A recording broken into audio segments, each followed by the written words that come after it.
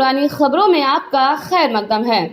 नाजरीन, आज बात मदरसे की तालीम हासिल करने वाले अपनी माली हालात को मजबूत करने के लिए नींबू पानी का ठेला लगाने वाले शख्स की। नाजरीन, हम में से कई लोग दुनिया में आला मकाम पाने के लिए मदरसे की तालीम नहीं, प्राइवेट स्कूल के बड़े नाम को तवज्जो देते हैं। लेकिन अगर हम आपसे ये कहें कि मदरसे में तालीम हासिल करने वाला एक शख्स दुनिया पर राज कर रहा है, तो आप क्या कहेंगे? नाजरीन, आज पूरी दुनिया में एक बार फिर इस्लाम का डंका बजता दिखाई दे रहा है। दीन इस्लाम का खोया हुआ मर्तबा एक बार फिर बुलंद होता नजर आ रहा है। आज की इस वीडियो में हम बात करेंगे तुर्की के आम इंसान की, जो आज मुसलमान के हीरो का लक़ब लिए दिन रात सुर्खियों का हिस्सा बने हुए हैं। काफी सालों बाद इंटरनेशनल लेवल पर कोई एक ऐसा नेता मिला है जो मुसलमानों के हक की आवाज को उठाता है। मुद्दा चाहे फिलिस्तीन का हो, सीरिया का हो, बर्मा का हो या फिर हिंदुस्तान के मुसलमानों का। नाजरीन, आज की इस वीडियो में हम बात करेंगे हाफिज़े कुरान, ठेला लगाने वाले मजदूर इंसान के उस सफर के बारे में जिसने कुरान को दिल में बसाकर हुकूमत का सबसे आला दर्जा अपने नाम किया है। आज बात तुर्की के राष्ट्रपति रजब तैयब एर्दोगन की। आज बात रजब तैयब एर्दोगन की आम से खास बनने के सफर के बारे में। नाजरीन, आप सभी से गुजारिश है कि हमारी इस पेशकश के साथ अंत तक बने रहें और आप एर्दोगन के बारे में क्या सोचते हैं ये हमें कमेंट में जरूर बताएं। नाजरीन ग्रामी, 26 फरवरी 1954 को इस्तांबुल के छोटे से शहर कासिम पाशा में रजब तैयब एर्दोगन की पैदाइश हुई। उनके वालिद का नाम अहमद एर्दोगन था। उनके बाप दादा सल्तनत उस्मानिया के दौर में जोरिया में रहा करते थे, लेकिन 1877 में जब उस्मानिया और रूस की लड़ाई हुई तब रजब तैयब एर्दोगन के बाप दादा जो जोरिया में रहा करते थे, उन्होंने जोरिया से हिजरत करके तुर्की की तरफ का रुख लिया। जब से ही रजब तैयब एर्दोगन का खानदान तुर्की में है। रजब तैयब एर्दोगन ऐसे खानदान से ताल्लुक रखते थे जहां इस्लामिक तहजीब को ज्यादा तरजीह दी जाती थी। जब रजब तैयब एर्दोगन छोटे थे तब उनके घर की माली हालात बहुत ज्यादा खराब थी। इसलिए जब रजब तैयब एर्दोगन थोड़े से बड़े हुए तो उनके वालिद अहमद एर्दोगन ने उनका दाखिला एक मदरसे में करवा दिया। नाजरीन, रजब तैयब एर्दोगन के वालिद फल बेचा करते थे। रजब तैयब एर्दोगन ने एक इंटरव्यू में बताया कि जब वे मदरसे में पढ़ने जाते थे तब रास्ते में कई लोग उनसे कहते कि किसी अच्छी स्कूल में दाखिला करवा लो, क्योंकि मदरसे की तालीम से सिर्फ मुर्दों को नहलाना ही होगा। लेकिन एर्दोगन ने उनकी बिल्कुल परवाह नहीं की और आगे बढ़ते रहे।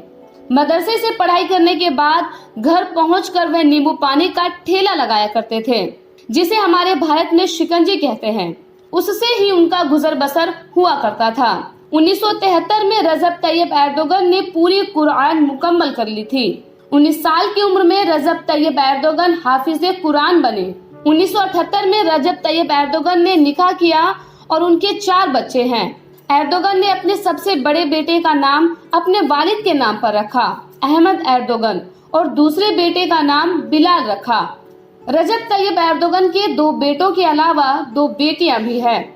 नाजरीन, आपको बता दें कि रजब तैयब एर्दोगन ने बचपन में ही मदरसे की तालीम हासिल की थी, इसलिए उनका इस्लाम मज़ाहिब से खास लगाव था।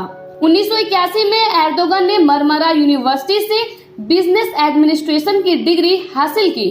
नाजरीन, अब बात करते हैं रजब तैयब एर्दोगन की सियासती सफर की।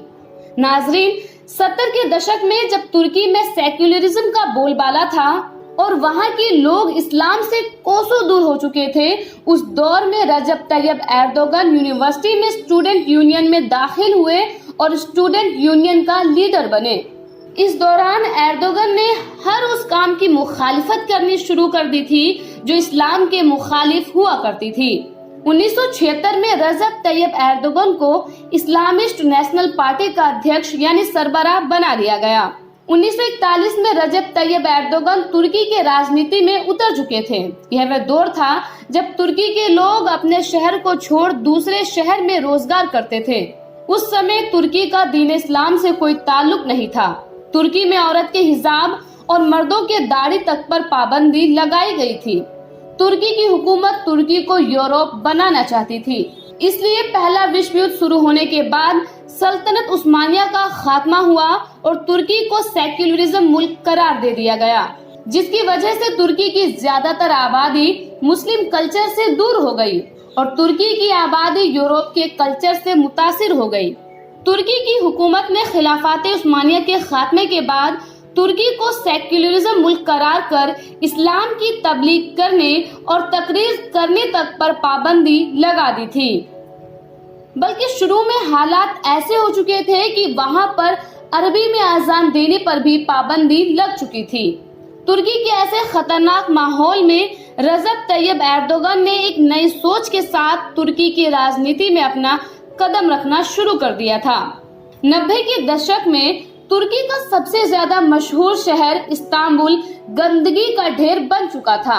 वहाँ के लोगों को साफ पानी तक नहीं मिल पा रहा था और इस्तांबुल की दूसरी सबसे बड़ी परेशानी ट्रैफिक जैम की थी।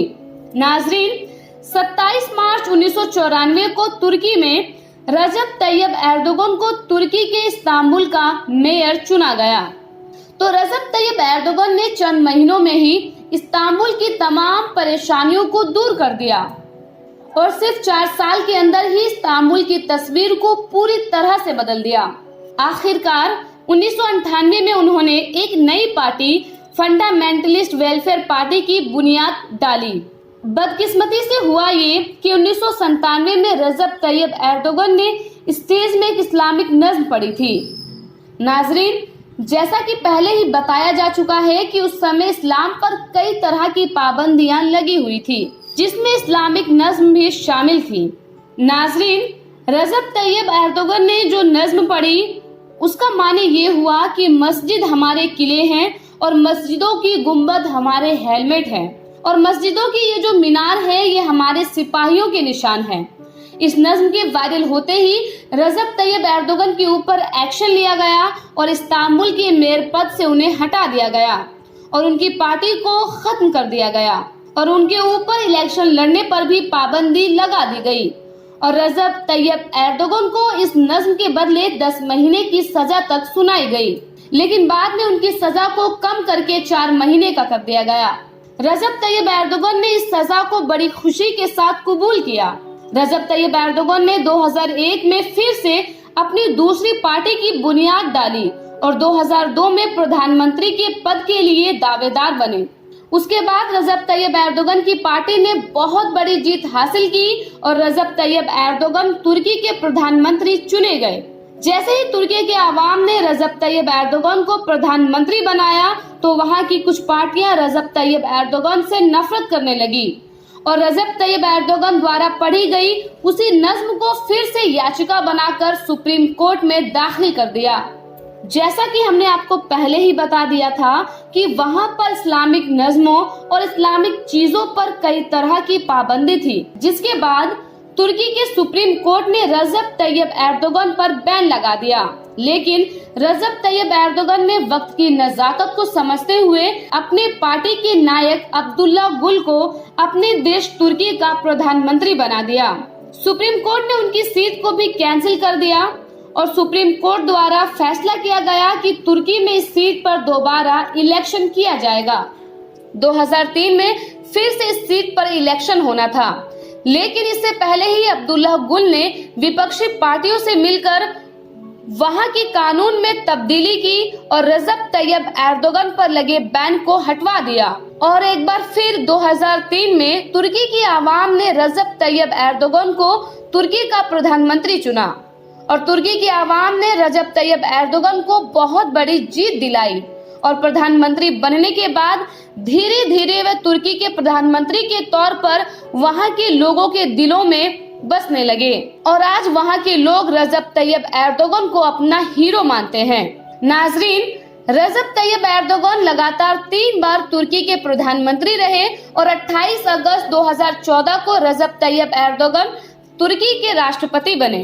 अपनी हुकूमत के दौरान रजब तैयब एर्दोगन ने कई ऐसे फैसले किए जिससे इस्लाम और अधिक मजबूत हुआ। ترکی میں آج اسلام کی واپسی میں رجب طیب ایردوغان کا بہت بڑا ہاتھ ہے۔ آج ترکی میں عربی میں اذان بھی ہوتی ہے، لڑکیوں کے حجاب پہننے پر بھی کوئی پابندی نہیں رہی، مرد اپنی مرضی سے داڑھی بڑھا سکتے ہیں اور اسلامک نظم پڑھنا بھی کوئی جرم نہیں ہے۔ ان سب کے علاوہ رجب طیب ایردوغان کی بدولت ہی آج ترکی کی مسجدیں ایک بار پھر گلزار ہو پائی ہے۔ اس کے ساتھ ہی رجب طیب ایردوغان کی بدولت ہی آج ہم لوگوں کی نظروں میں گم ہو چکی عثمانیہ سلطنت کی واپسی بھی ہو چکی ہے۔ اس لیے عثمانیہ سلطنت کو لوگوں کے دل و دماغ میں زندہ کرنے کا پورا کریڈٹ بھی رجب طیب ایردوغان کو ہی جاتا ہے۔ آج انہی کے راشٹرپتی رہتے ہوئے ہی ترکی کے ہاگیا صوفیہ کو سینکڑوں سال بعد پھر سے مسجد میں تعمیر کیا جا رہا ہے، جس فیصلے سے آج ہر ایک مسلمان بے حد خوش ہے۔ اللہ تعالیٰ ترکی کے ایمان پسند راشٹرپتی رجب طیب ایردوغان کی ہر پریشانی اور مشکلات کو دور فرمائے۔ اللہ تعالیٰ انہیں دینی کام کرنے اور اسلام کا پرچم بلند کرنے کے راستے میں آسانی عطا فرمائے۔ اللہ تعالیٰ ہم سبھی کو دین کو سمجھنے اور اس پر عمل کرنے کی توفیق عطا فرمائے۔ اللہ تعالیٰ ہمیں اور آپ کو نبی کریم صلی اللہ علیہ وسلم کی سنتوں پر عمل کرنے کی توفیق عطا فرمائے۔ آمین۔ خدا حافظ۔